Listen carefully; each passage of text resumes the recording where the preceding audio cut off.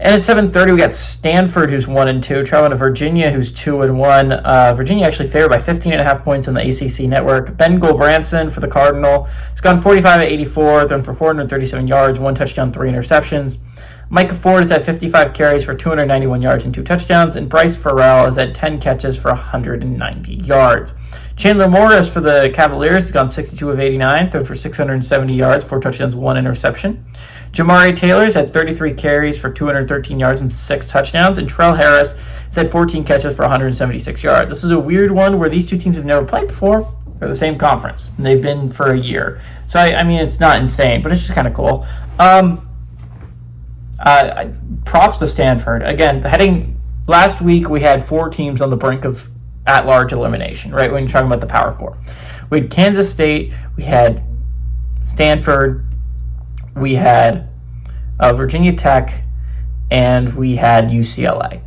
And if you gave me 3 guesses which team is going to be standing of those 4 heading into for an at-large bid, I would not have guessed Stanford, right? They were playing a Power 4 opponent in Boston College that looked like a pretty competent team up until that point.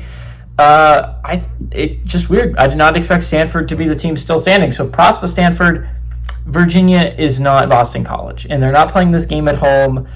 Virginia has looked scary competent this year because they have looked pretty good. They have the 1 loss to NC State, which is a heartbreaker, a game that you probably could have and should have had if you're Virginia, but you got to move past it, right? You have one more. You can only lose one more time realistically and still have a chance at an at-large. Again, 10-2 does not guarantee you a spot in the college football playoffs. Actually, it does the opposite. I mean, it doesn't do the opposite. Like, there were so many 10-2 teams left out last year. We saw 3 teams go 10-2 in the regular season, get left out of the college football playoffs last year. 1 from the ACC. So again, it's not like a guaranteed lock that you go to the college football playoff at 10-2.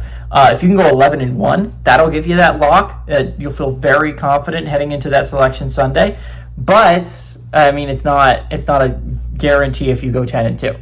Virginia still has tough games against Florida State next week, which is going to be a massive win if they could find a way to get it for Virginia. You still got games against Louisville, and you got a tough game against Cal, I believe, on the road.